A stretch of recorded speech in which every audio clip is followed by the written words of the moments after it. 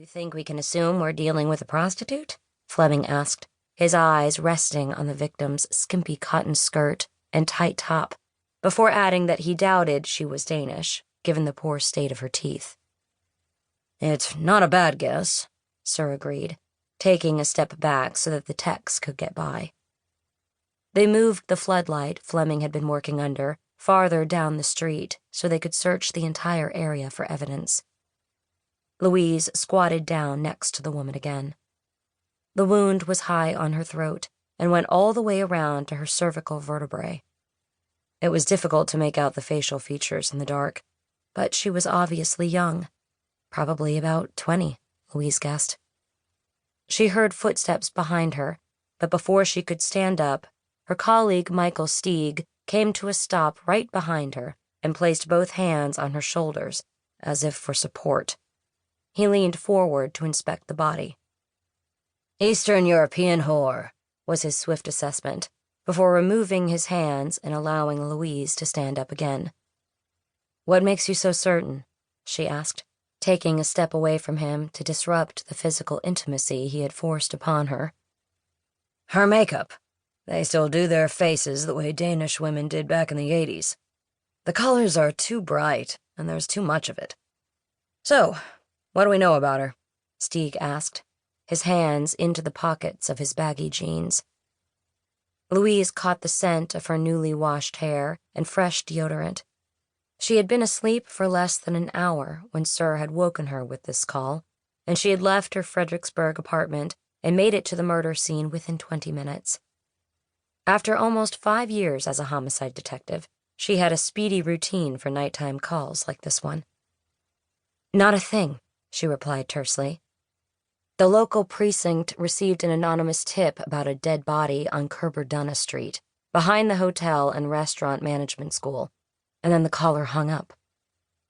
So the caller must have had pretty thorough knowledge of this less-than-savory section of Copenhagen, Stieg concluded, like someone who's a regular in this part of town. Louise raised one eyebrow, and he explained. Only people who know the meatpacking district fairly well would use one of the specific street names. Kolbodunna, Herkerbodunna, and Slogterbodunna. I wonder why you're so familiar with the area, Louise thought, as she turned to join the others. Her partner, Lars Jorgensen, was off with some of their colleagues from the local precinct, knocking on the doors in the apartment buildings on Skelbeck Gata, whose windows faced the meatpacking district. Another team was dealing with the people on the street, as well as in the buildings immediately surrounding the scene.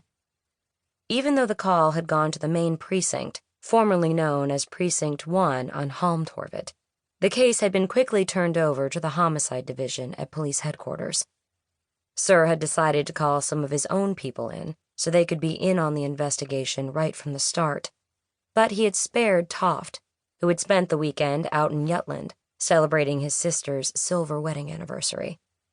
The chief said he'd figured he ought to let Toft sleep in after all the glasses of port and hours of brass band music that such an event would have required.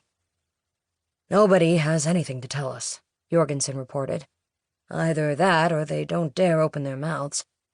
And strangely, it seems like no one has been anywhere near Skelbegata in the past 24 hours. Not even the people Mikkelsen saw here earlier with his own eyes. He shook his head and yawned. Mikkelsen was the local officer from the Halmtorvet station, who was most knowledgeable about what went on in the Eastgata neighborhood, with its prostitutes, pushers, and drug addicts. He was a short, stocky man in his mid-50s, and he'd spent almost all of his many years on the force working this area. He had served one 3-year tour with the riot squad before putting in for a transfer and getting his old office back. What about that guy, over on those steps? Louise asked. He said he hasn't seen anything except for the bottom of the last bottle he downed, her partner replied, repeating the remark a moment later when the chief came over and asked the same question. Okay, nobody wants to say anything, so it's business as usual around here, Sir said, as he waved for Stieg to come over and join them. There's nothing more we can do right now. Mikkelsen and his people will continue.